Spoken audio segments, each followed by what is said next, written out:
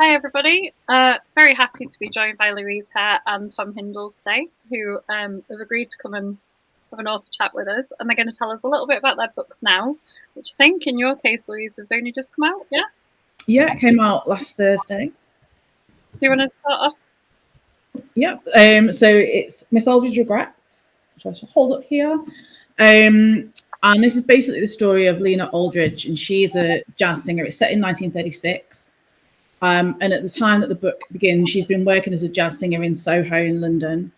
And basically, things have been going really badly. She had these great aspirations that she was going to be, a West End actress, and instead she's singing in this quite sleazy nightclub. But then one day this guy turns up and he offers the opportunity of a lifetime, which is to go and have a starring role on Broadway. And along with that comes a first class ticket on the Queen Mary. So she sort of thinks, is it too good to be true? But then some stuff happens in London and she thinks it could be a good opportunity to sort of escape for a little bit and try something new. But then she gets on the ship and then murders start to happen. Good description.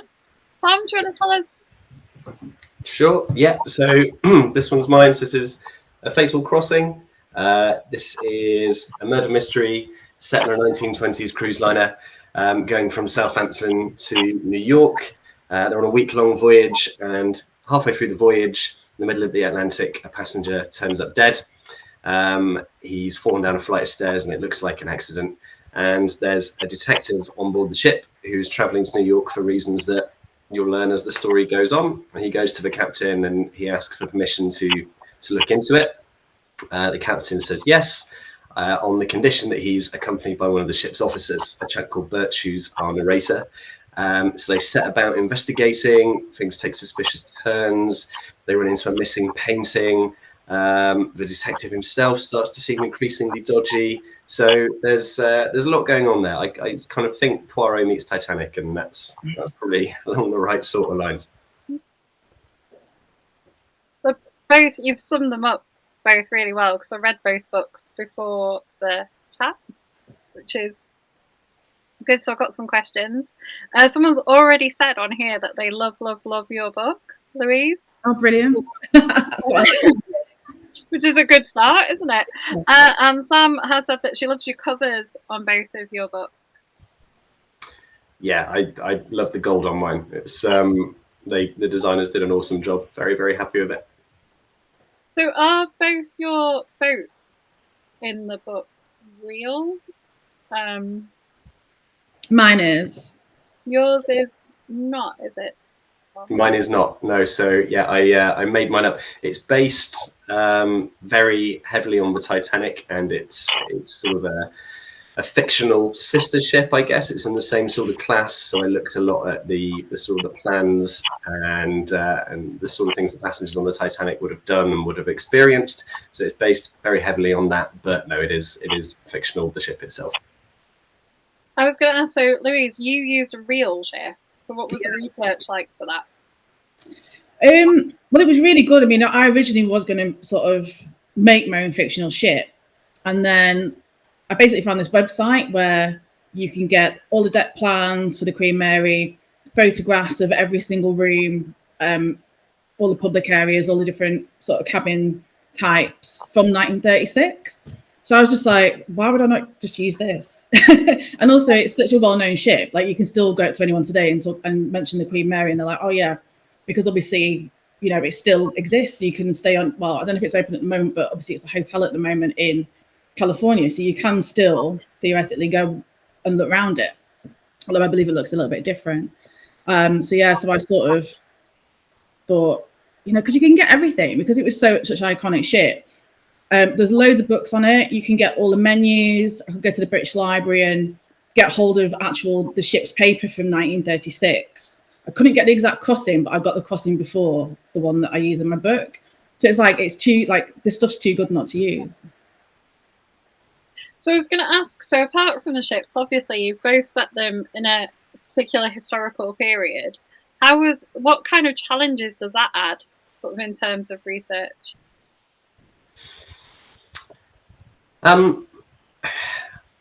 It does add challenges for sure. I think I say I looked at Titanic a lot for mine, and I think one of the great things about the Titanic is there is so much information available on that ship, and what the people on it were like, and what the atmosphere was like, and what they did day to day, and what people wore, and what people ate. You know, because of what happened to that ship, it is just so incredibly well documented that it was challenging, but all of this information was out there to find. I mean, I found with mine, there were a lot of, even on YouTube, there are like videos, interviews from probably a few decades ago now with like elderly survivors of what happened. And they do go on to talk about the iceberg, of course, but they start off by talking about the first few days at sea. It went really well. And so that was kind of amazing listening to them talking about just life on board the ship. So yeah, definitely there were challenges in terms of setting it a historical period, but there was so much out there.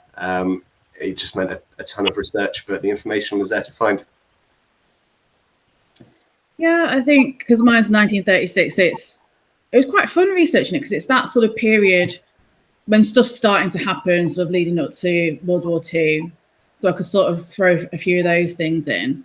Actually, a lot of my research in terms of like the aesthetics was just watching loads of Poirot on the telly, because that was kind of the vibe that I wanted, was that sort of glamour and looking at the fashion, those sorts of elements.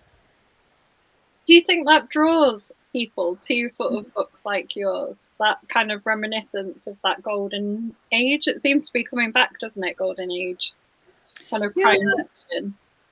I think possibly because I mean, there's definitely books that I've loved sort of reading over the years, but also sort of writing something now. It's you can talk about some of the stuff that's happening. You know, if you read an Agatha Christie, you know, she doesn't really talk about the social issues of the day. It's very much on the plot. And obviously the plot is really important, and you know, it is a murder mystery. But I just really like having the chance to sort of create that sort of vibe, but then also be able to discuss other issues around the period as well. I think personally, one of the things that I know I particularly find really appealing about kind of period era fictions and mysteries like that is that you don't have technology like smartphones and the internet to kind of help you out in the case. You know, you can't just sort of Google what to do with a clue or what something might mean, or there's very much a sense of having to get by on your wits and piece this investigation together in a very old school kind of way. And I think that's another thing that people probably find quite appealing about them. You can't get tripped up by forensics either, really, can you? Because it wasn't quite as well developed. Yeah, exactly. I mean, I think there was a surprising, so I'm reading an amazing book called Murder is Easy, all about Agatha Christie and her forensic knowledge at the moment. And there's a surprising amount they could do, but you're right, it's not like you could just phone up a forensics team and have them down and then have this amazing high-tech lab that you could send samples off to be investigated in. You know, there's no kind of CSI like lab that you can go to. So yeah, you're absolutely right there. It wasn't quite the same as it would be today. You got some interesting poisons in yours as well, Louise, haven't you? Yeah, which I definitely stole straight from Agatha Christie because I have no idea about poisons. So yeah, a bit of cyanide, bit of old-fashioned stabbing. You know, I like to mix it up a little bit. Do either of you use any experts to help you with your book? Do you call on anyone? So we've got sort of in our group people like Brian Price that I know like authors use for expert advice. Yeah, I didn't. I think if I was writing something contemporary, I definitely would, because I wouldn't have a clue. And one of the great things about setting a murder mystery at sea is you don't necessarily, I mean, I know it's obviously different for you, sometimes you've got a policeman right there, but I could sort of ignore all of the, like, whatever the post would be. I just was like, oh, there's no police. You've got this sort of chief officer who just looks a bit grumpy about everything that he's having to deal with. And yeah, it's just, you know, you can just sort of ignore a lot of what the procedure would be because there's nobody there to enforce it. Yeah, totally. I did. Yeah, similar. I didn't speak to any experts as such for this one. It was mostly just a ton of research. But I am speaking to a couple of friends who have expertise in areas for the book I'm writing at the moment. So I'm looking at poisons as a murder weapon, and cyanide, funnily enough. And I read, so one of my friends is a chemist and he works in a lab up in Sheffield, and I read over the weekend that cyanide salts are quite regularly available under lock and key, but they are available in a lot of chemistry labs. So I texted my friend asking, don't get worried, but do you have cyanide like in your lab? And we spent a good sort of half hour on Saturday afternoon talking about cyanide and various other horrible chemicals. So yeah, I am sort of seeking out some expertise for the one I'm writing at the moment, but for A Fatal Crossing, for the most part, it was just loads and loads of research. I'm feeling like cyanide might be fairly easy to make as well. Well, you can get it. I didn't know this. Like, I think you need a lot of apples, but you can get it from apple seeds. It's in apple seeds if you crush enough of them. Like, you can tell I've been reading into this a lot recently. But yeah, it comes from a surprisingly wide range of places. But I think if you're going to get it from something like apple seed, you need an absolute shitload of it for it to be dangerous. Don't mean to worry you, but I did know you could get it from apple seeds. Yeah, so I am a science teacher, so. Oh, that'll do it. Yeah, I learned that for the first time last week. So yeah. I feel like that gives me a little bit of a cover for knowing that. I'm just looking at who said hello. So we've got Leslie has said hello. So fan Victoria Dowd, who writes Golden Age kind of crime fiction. She was the person who said she loved your book. Oh, hi Victoria. Quite Agatha Christie expert as well. Mm. Sam has said that the Titanic Museum in Liverpool is brilliant. Is that somewhere you went to visit, Tom? No, but it's somewhere I'd love to visit. No. She used to work at a school, so she's also said it's good fun on a school trip. Excellent. And we've got Richard and Pat Williams watching us as well, apparently, and listening to us. What can you tell us what you're working on now, both of you? So what's book? It's book 3 for you, isn't it, Louise? Is it book 2 for you, Tom? Yeah, book 2 for me. What are they both going to be about? Well, mine's the next one in the series, so it's going to be Lena again. So I've just finished. Well, I'm working on the second draft of that now, which it's been really fun. I really enjoyed writing her. So yeah, it's been good to be able to go back and follow her story through again. Yeah, brilliant. My book 2 it's another standalone. It's contemporary this time, so it's another whodunit, and the whole book will take place over the course of one night in a hotel in a remote part of Devon. I guess don't want to say too much at the moment, but essentially a kind of property developer from out of town comes and stays in this hotel and is killed while he's there. And it's one of the guests who's also staying in the hotel with him, but it's this kind of perfectly executed murder, but no one knew that he was coming. So it's the question of how was this pulled off exactly? And the chaps in the hotel try and work out which of them have done it. So yeah, that's my second. Sounds good. I'm going to ask you both one of our group's favourite questions now, right? Which is, have you ever acted out a scene that you've written? I'll tell you our current winning answer afterwards, but we'll see what you say first. Yeah.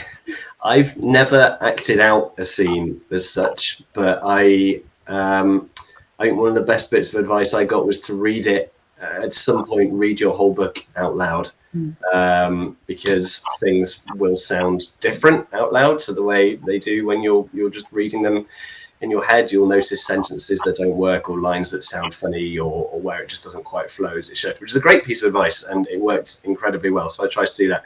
I guess I probably do kind of affect accents maybe sometimes if there's no one around to hear it. But no, I don't think I've ever actually kind of acted it out as such. Yeah, no, but I've never acted mine. Although I did drink a lot of martinis as part of the research, so I don't know if that's sort of recreating little bits of it. Well, we'll let that one go. We'll let that count. We've had an author who's held a knife to their throat to see what it felt like. Okay. We've had another one who acted out a fight on Whitby Harbour. Okay, cool. That's commitment, those two examples right there. I know, I felt like I should share those but afterwards. Just not to put pressure on you to see what you said. I think it's one of the reasons why it's a group favourite. Yeah, no, understandably. No knives were held to anyone's throat during the writing of A Fatal Crossing, I can confirm. Yeah, you always hear some interesting answers. What were your launch days like for your books? What did you do for launch day?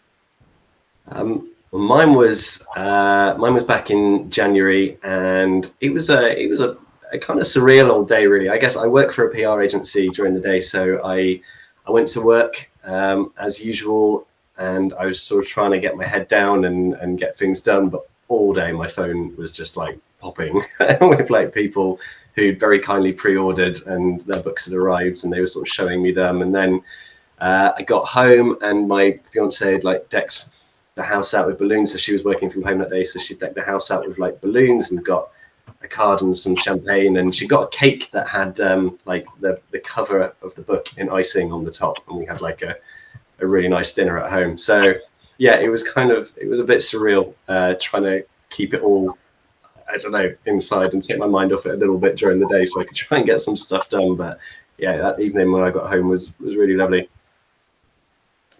Yeah, well, mine was only last week. So yeah, most of the day was Twitter and replying to stuff. Yeah. And then in the evening, I went out with friends. We just had a couple of glasses of champagne in a nice restaurant. And then bizarrely, it was just a coincidence. It's actually nothing to do with my launch day. I'm going to be judging on, it's called the Morley Prize for Unpublished Writers of Colour. So it's a prize where you can send in like a bit of your novel, and then, you know, I'm part of the judging panel. And so as part of that, I actually got invited to the House of Commons because the college, Morley College in London, were having like a reception to sort of celebrate some of the things that they're doing over the next year. So yeah, I had a couple of glasses of wine overlooking the river in the House of Commons, which was very surreal. Amazing. What a thing to do on a launch day, though.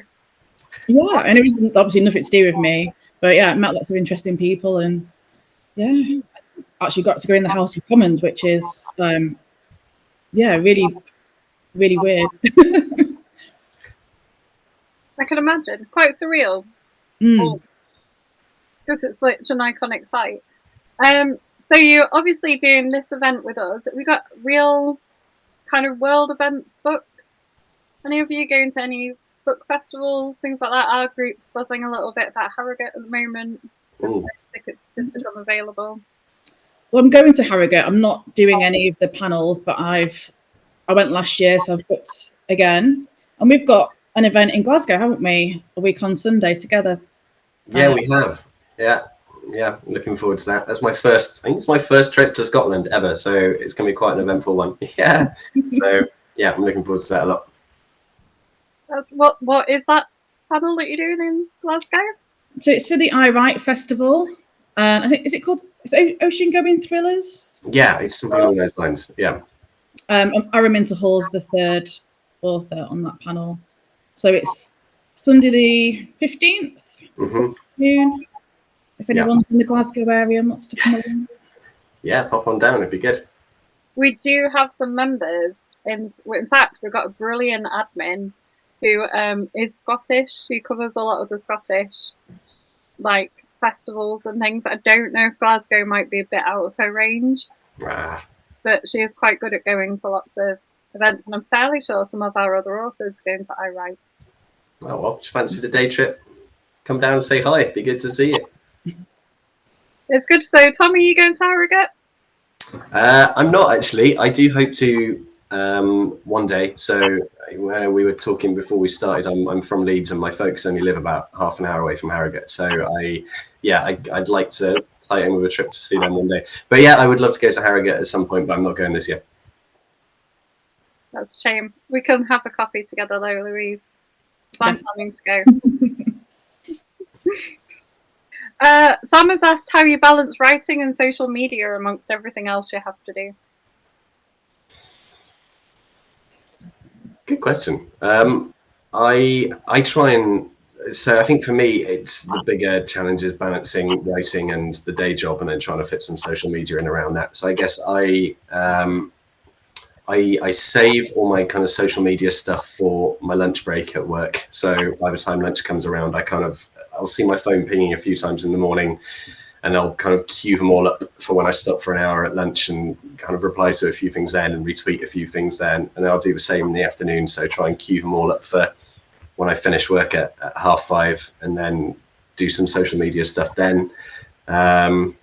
And then in terms of fitting the writing in, I get a couple of hours done in the morning before I go to work. So it sounds quite regimented. I guess I have to be kind of quite strict with what I'm going to do when, and just make sure I hold myself to account on getting it done, which I don't do. Like some days it slips, of course, but yeah, just being kind of having an idea of when I'm going to do certain things, and just making sure I'm really strict to myself and making sure that I do them most of the time.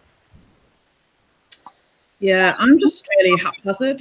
I just sort of, I have a list of things that I need to do each day, and as long as they get done, like I sort of try not to worry about when they get done.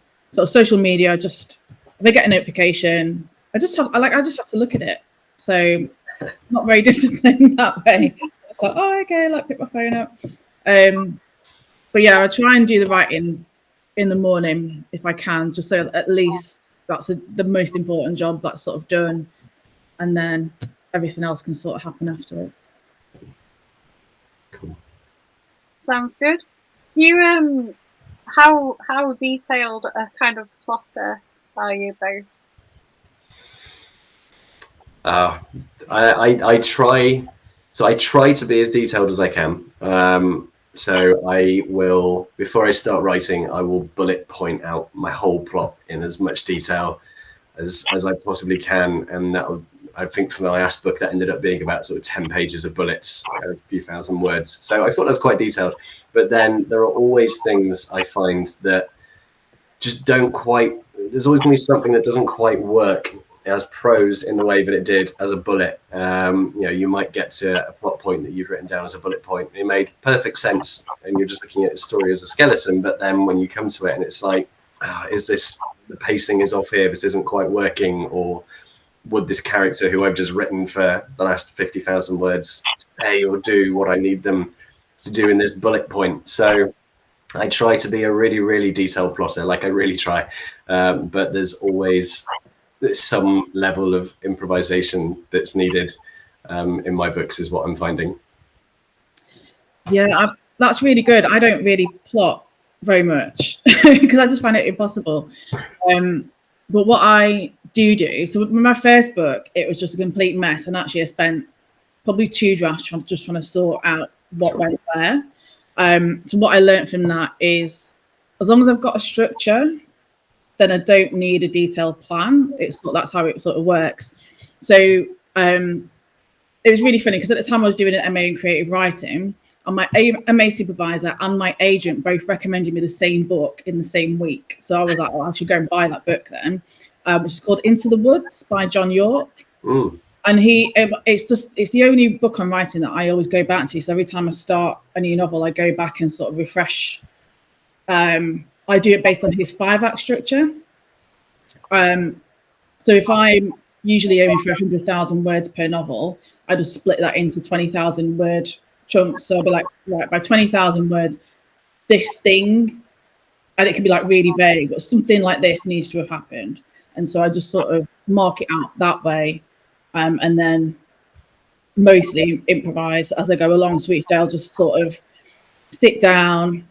Ideally, if I've been sensible, I've left it halfway through a scene so that I can just sort of pick it up and roll with it, and then hope that then gets me through to the next scene. I can totally relate to your it needs the first 2 drafts just to kind of work out where it's all going. Like I've tried to take or adopt the mindset now of treating my first draft as essentially a glorified plan. So my bullet points before that are like my plan of my plan. Like the first thing I'll do whenever I get to the end of my first draft and it's all down on paper is go right back to the beginning and essentially rip it all up and come up with something new. So yeah, I definitely get where you're coming from there. Do you keep kind of like character bibles or sort of details of where all your characters are? I'd imagine, especially on the boat, you might need to know where everybody is.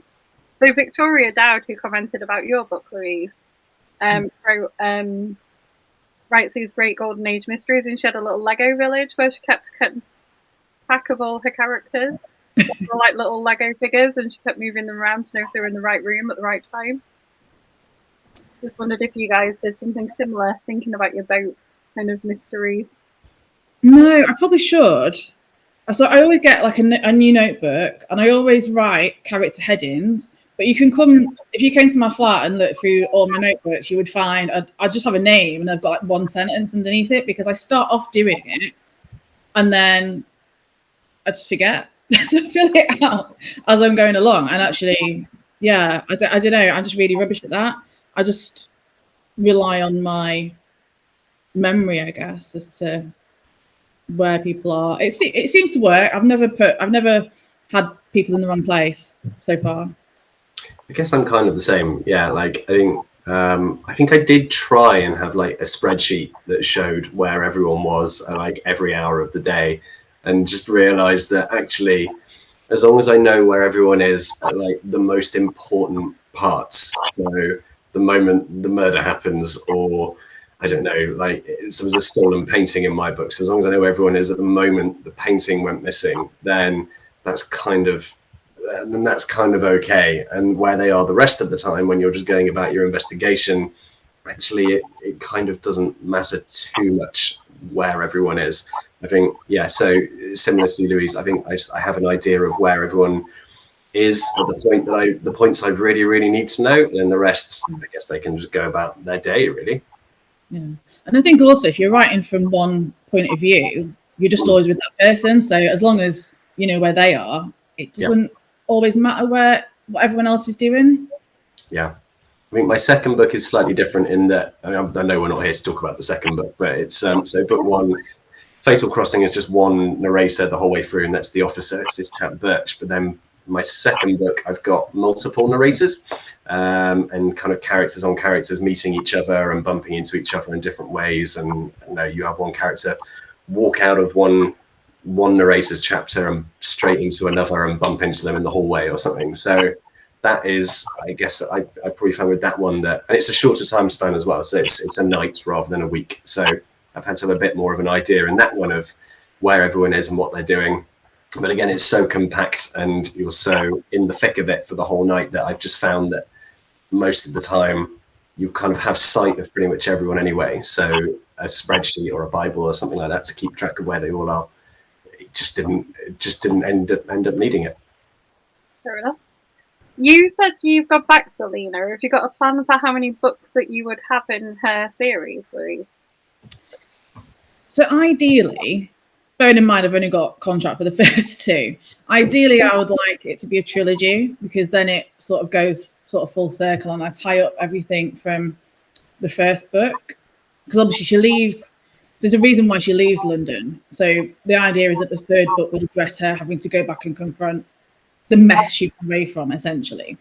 So that's my idea, but we'll have to see what the publishers want, really. And what about you, Tom? Are you tempted to venture into a series? Or? I think so. I mean, for me, it depends on, I need to find a character whose story spans multiple books, I guess. Like I don't want to have a detective who's just like, bumbling from one investigation to another because it's their job. Like, I think that wants to be more, I think I'd want someone who has a more compelling reason to go solving multiple murders across multiple books. And so far in the two stories that I've written and the third one that I'm just starting to think about, these characters have good endings. Like I've heard a few people say they'd like to know what happens after a Fatal Crossing, but from my point of view, by the time you get to the end of it, you know their stories and you've seen the important part. For me, I kind of don't really see the need to go and talk a bit more about what they're going to go and do next. So if I can hit on a character whose story deserves multiple books, then I'd love to, but I haven't yet hit on that character. And as well, I like with standalones that you have the freedom to go like absolutely anywhere with your next one. So I like that I've been able to go from a 1920s cruise liner to a modern day hotel in Devon. You know, I wouldn't have that freedom, I guess, with a series. So yeah, I think one day I probably will, but for the time being, I'm quite happy doing my standalones. Have either of you gone on a transatlantic crossing? I have not. No. Because I used to work in the travel industry pretty much up until the pandemic, and so I did email Cunard and I was like, "It's really nice to have a discount," and they never got back to me. So maybe one day.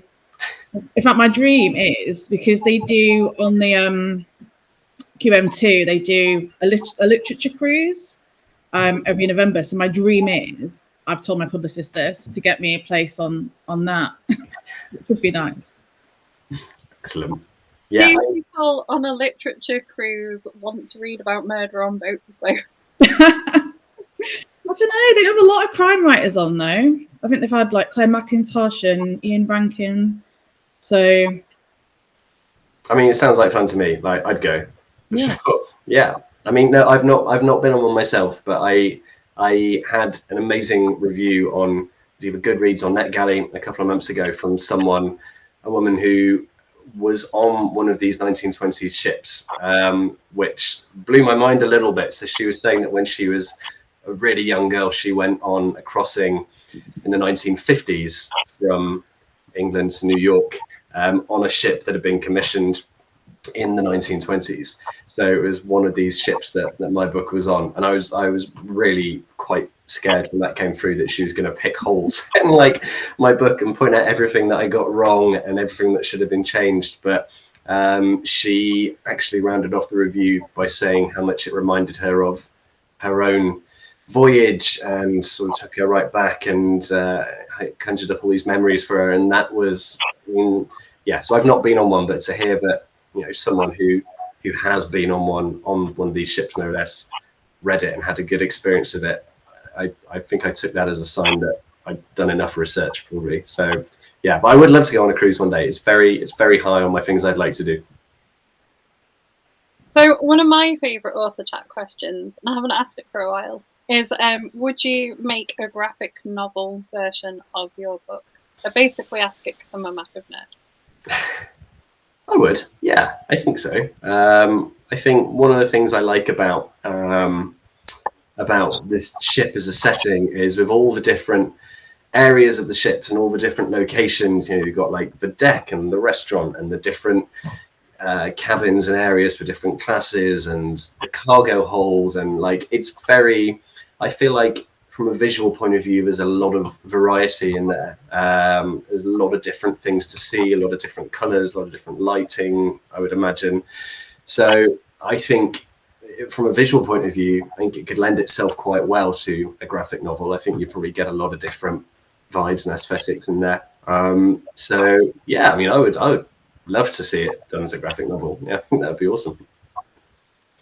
Yeah, same. It'd be really cool to see some of the the band, and have that sort of real experience of watching Lena on stage and watching Will, who's the band leader of the band on the Queen Mary. That'd be really cool. Yeah, I think they both would lend themselves to it really well. My other favourite question at the moment for author chats is, what have you read recently that you've really enjoyed?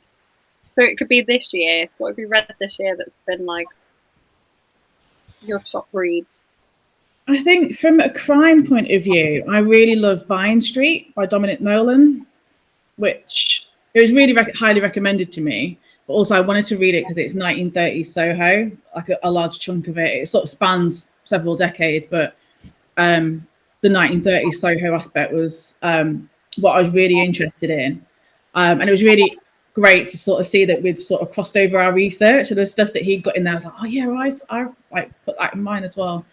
But it's just a brilliant book. It's like I think it's about 600 pages, but I read it over a weekend. Like, it's such a page turner. So I would say to anyone, don't be put off by the length, because it is absolutely brilliant. Cool. I think for me, from a crime point of view, one of my favorite things I've read this year was Mike Craven's first in his Poe and Tilly series, which is the puppet show. So I was new to that series, hence my reading the first But it's for those who don't know, it's a crime series set in Cumbria, up in the Lake District, and it's what I really loved about it on a personal level was growing up in Yorkshire with a dad who loves going mountain walking, as do I. We used to go to the Lake District a lot, so it's an area I'm very familiar with, and I've spent a lot of time in. So getting to read a crime novel that was set there, it was a really nice way of looking through a different lens, I suppose, at an area that I've spent a lot of time in.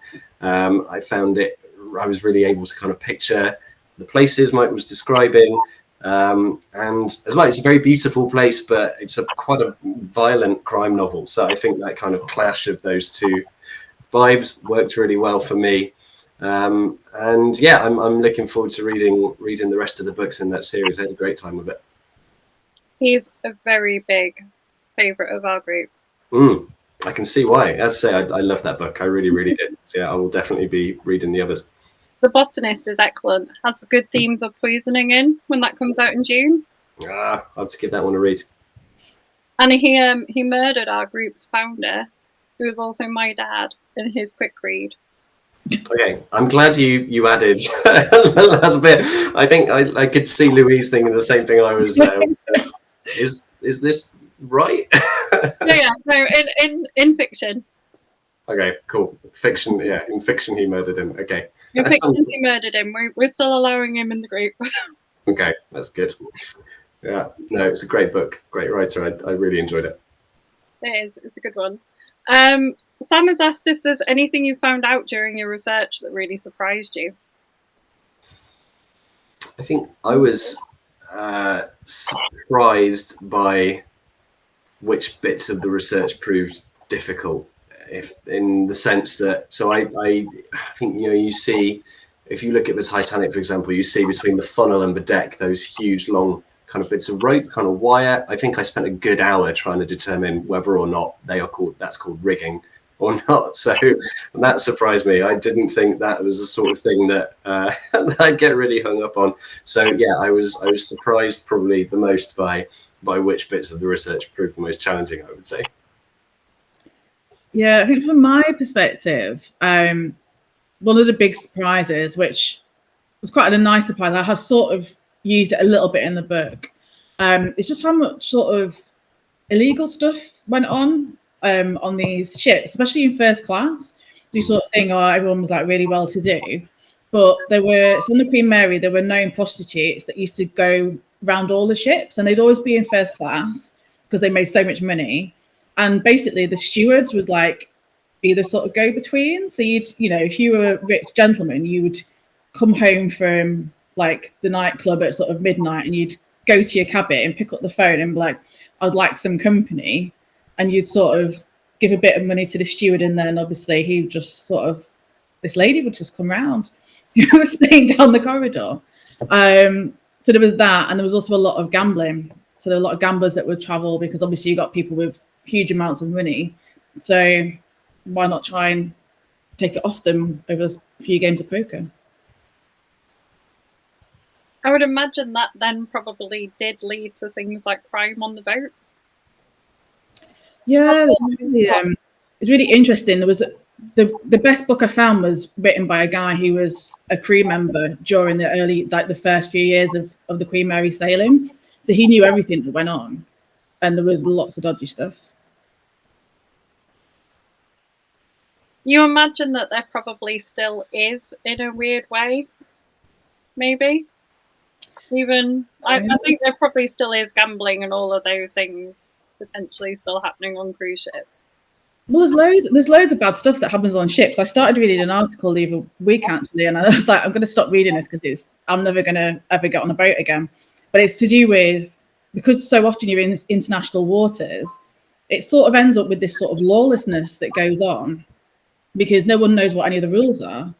So if you commit a crime, no one's really sure, like, even what country's laws they should be following. So it does mean that sort of the captains of ships sometimes are just like, can we actually be bothered to deal with this, or should we just sort of let it go? Let's just, if it's not killing any, apart from death, if it's not killing anyone, let's just maybe let it happen. Does your research that you've done, a bit like Louise says, has anything you've found out put you off ever going on a boat? Probably not. I mean, I love the idea of going on a cruise still. I guess I try and reassure myself that all the horrible stuff that happens on my boat would have been 100 years ago. So I like to think I'm not going to get murdered or have a priceless painting stolen from me if I go on a nice cruise around Norway or somewhere. But no, I'm still very keen personally. Louise, have you been put off yet, or with all that research? Yeah, I think I'm all right. I mean, I don't think I'm the kind of person that would attract too much, bother, because I'm not super rich. So yeah, I think I'd be okay. I think the only danger would be just overeating, because there's a lot else to do but eat and drink. Yeah, I would definitely have that problem as well. Yeah. Is the artist whose priceless kind of paintings are stolen in your book a real artist? No. So I thought about using a real artist. I really thought about it, but I'm not an expert on art in any sense, really. And I just thought if I get quizzed about this real life artist and I'm not able to speak about them, fluently as if I was their biographer, then I'm going to look pretty daft. So I thought, for the most part, because the artist as well never actually turns up in the book. So the chap who has the painting stolen has acquired this painting. The painting itself is already quite old. So yeah, he's a fictional artist who never actually appears. So he's kind of quite removed from the plot, from the story. It's all about the painting itself, really. It's like though when you're trying to figure out if people are real when you read a book. Have you ever had that happen to you when you tried it? So Ellie Griffiths wrote this amazing story called The Strange Diaries, and she invented a Victorian kind of Gothic writer. Okay. And it has his story through the thing, and I was utterly convinced he was real. Right. I'd never heard of him, and I was trying to Google him when I'd read the book. So I was like, I need to read more of this guy's stories. They're really good. And she'd completely invented him. Yeah. Well, yeah. No, my artist is fictional, I'm afraid. So Eccleston, name comes from my favourite Doctor Who, which I'm ashamed to admit. Yeah, Christopher Eccleston. I don't know. I must have had him on the brain when I was thinking about names. So yes, no, my artist is not real. Did you use anyone real in any of your books, Louise? No, not so far. Although I am going to have Ella Fitzgerald have a little walk-on part in the next one, just because my research turned up that she was in.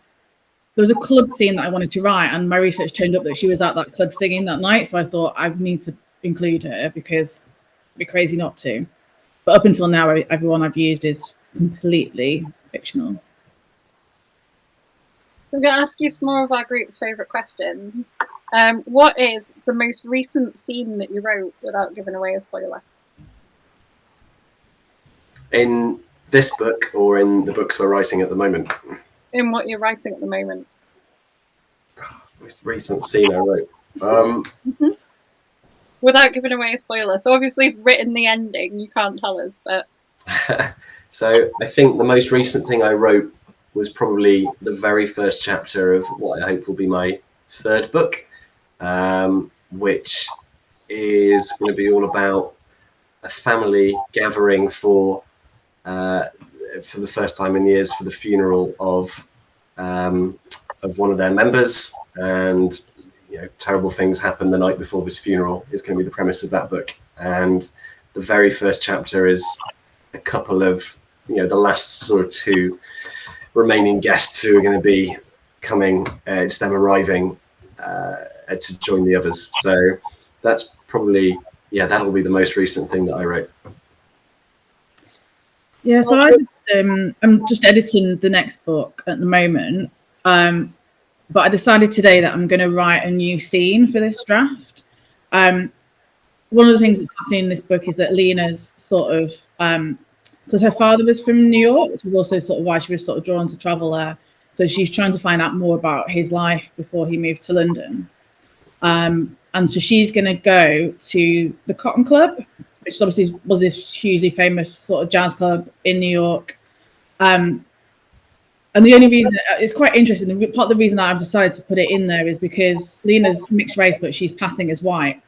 And obviously black people weren't actually allowed to go to the Cotton Club. They wouldn't give you were allowed to play, you could work there, but you weren't, if you turned up on the door expecting to pay your way in, you'd be turned away.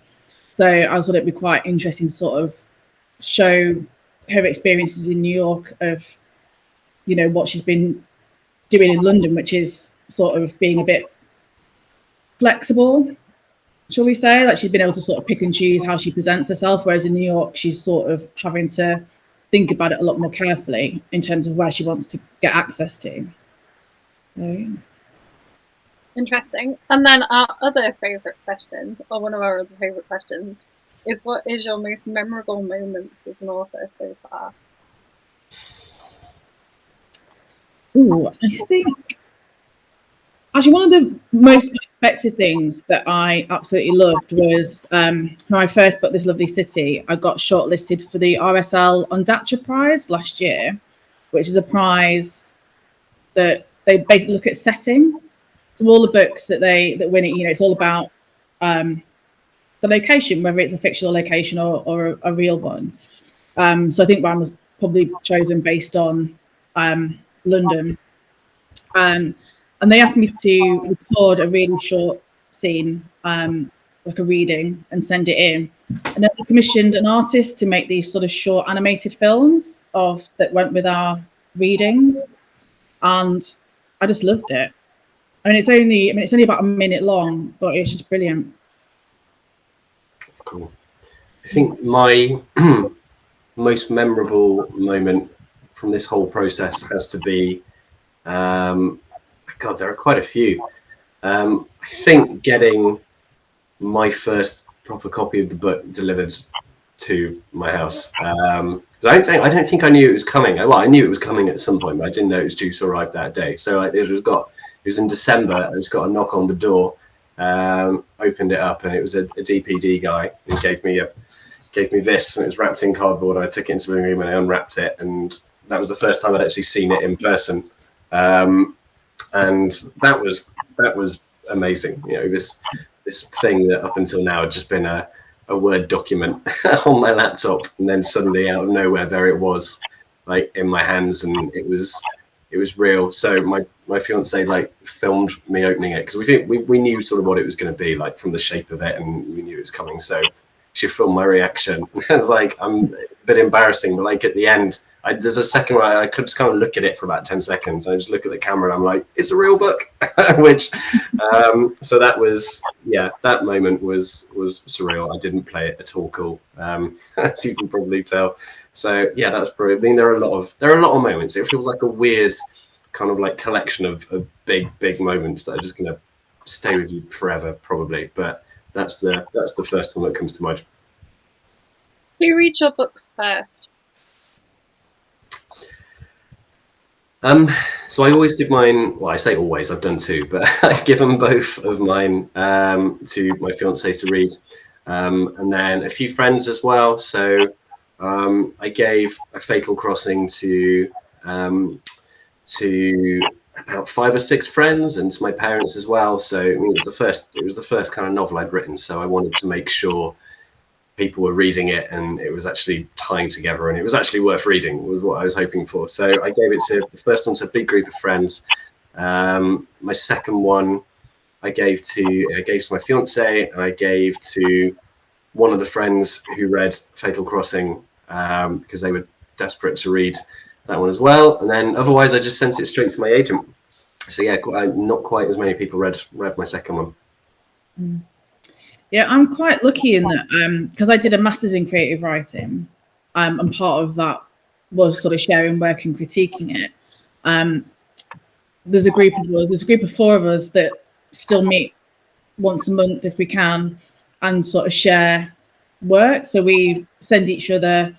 We're actually meeting this Thursday. We normally send each other up to 5,000 words each, and then we just sort of sit in a coffee shop for a few hours and and go through it. So they never read the whole draft, but they'll read. I'll normally send them, especially like opening chapters are really useful to get more like feedback on, and just scenes that I'm really struggling with. So I'll always sort of be like, so this has happened, this has sort of happened, this is what I need to know. Does this work? Is it terrible? How do I fix it? So they're just really useful to have. But yeah, apart from that, now stuff just goes straight to my editor once I've actually finished a draft. Sam has asked what you've learned from writing your first book that has helped you with the next book. Structure. Especially because I don't plot, so I just need to know a few things that happen, and that just really helps me figure out what's going to happen. Yeah, I think for me, it goes back to what we were saying earlier about treating. I now try to treat my first draft as a glorified plan. Like I didn't have that mindset with the first one with A Fatal Crossing. So I kind of wrote my first draft of that, and I thought, naively, maybe there'll be a few edits, but this is probably what it's going to look like if ever it gets published one day. And I think the finished version is maybe like the 9th or the 10th draft or something like that by the time it's gone through all the various stages of editing and various people reading it and feeding back on it. So yeah, I think the importance of editing, and I think I heard someone said to me, editing is everything a little while ago, which while we were going through Fatal Crossing, which is now kind of my mantra, or has been with my second. So yeah, that's probably what I've taken from it. And it's made, I think, the process for the second one a lot smoother so far. So I'm glad I picked that up. Yeah, I actually really enjoy editing. It's the first draft that I absolutely hate. It's like teeth. Like honestly, once I've got something, yeah, I like fixing things. So once I know what's wrong, I can sort of take a step back and go, okay, that's wrong, that's wrong, that's wrong. And actually, editing, people think, oh, it's just going over the same ground. But actually, I write a lot of new scenes when I'm editing, and it's kind of fun because like you'll edit like 10 chapters, and you're like, oh, I get to write a new bit now, and actually, then it's exciting writing a new bit rather than having to think about loads of new bits. Absolutely. Yeah, I mean, the first draft is just getting it down, really, isn't it? It's just coming up with words, and then the editing is where you make it actually like good. It's what I've found with mine. So yeah, no, totally agree. What do you read your reviews as they come in? And what's been the craziest review you've had so far? I try to avoid reading them now. I read a few. I always like to read the first couple just to make sure I've not made a dreadful mistake.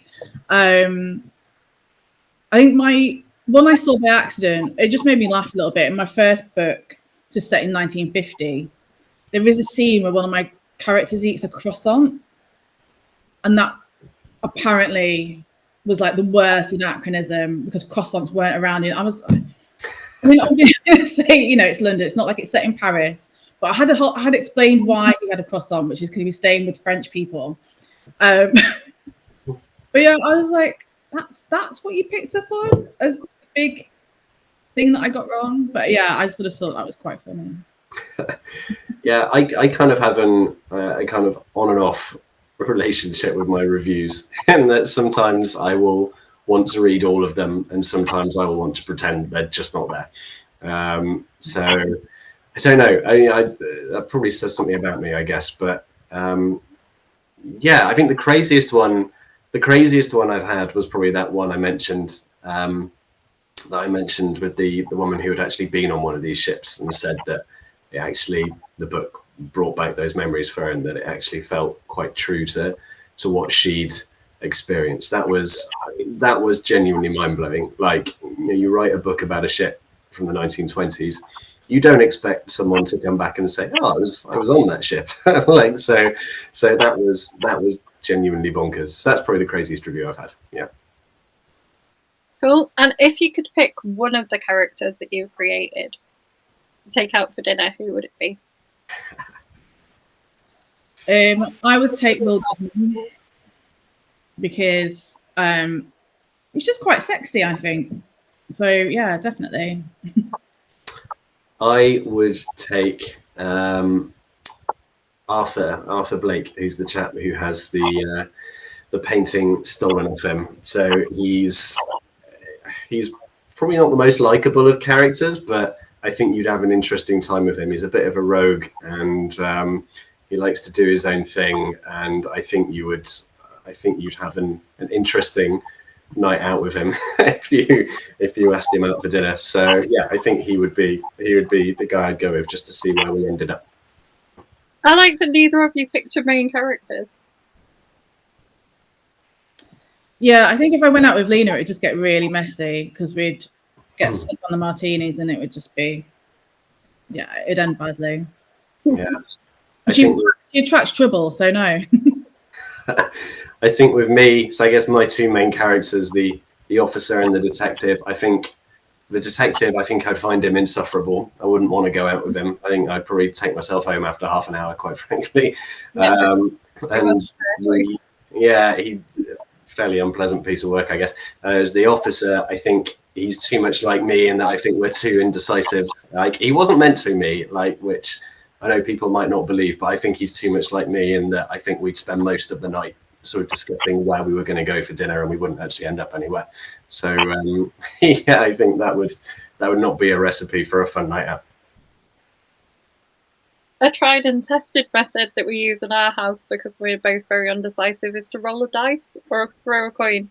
That's a good idea. I like that. And then you go with what that decides. Yeah, you can't argue with it. No. Or you can, because then you both knew that you really wanted to do the other one. That's true. There's that idea, isn't there? If you flip a coin, then you're going to know when it lands if you're disappointed or not. So yeah. So see, perfect tried and tested decision making method. We have 3 minutes left. Do you want to finish us off with a recap of your books? Show us off the covers and things again. Tell us if people can order, where people can get signed ones from, maybe the things people in our group like. So this is mine, Miss Aldridge Regrets. So 1936, ship, murders, martinis, jazz. There are signed copies on Waterstones, and some indies have also got signed copies. I'm not sure which ones exactly, so you need to check. Cool. And here's mine, Fatal Crossing. So again, 1924 this time, but more ships, whiskies rather than martinis, but lots of murders, stolen paintings, devious characters. It's hopefully a lot of fun. There are signed versions with amazing sprayed edges available from Goldsboro Books, so I guess check those out. But I think otherwise it's just generally unsigned versions available most places. Waterstones, Blackwell's, Amazons. Lots of indies can stock it as well. So if you have an indie bookshop you like to use, definitely ask about it, as I think they should be able to get it in for you. And you're both at I Write on the Sunday 15th. Yeah, weekend Sunday. And what time is that, Ronald? I want to say 4:45. It's about that time, yeah. I think I was about to say 5 o'clock, but I think you're probably right. It's about 4:45. Yeah. Good to know. And then the last thing that remains to be said is thanks for joining us. Oh, thanks for having us. It's been great chatting.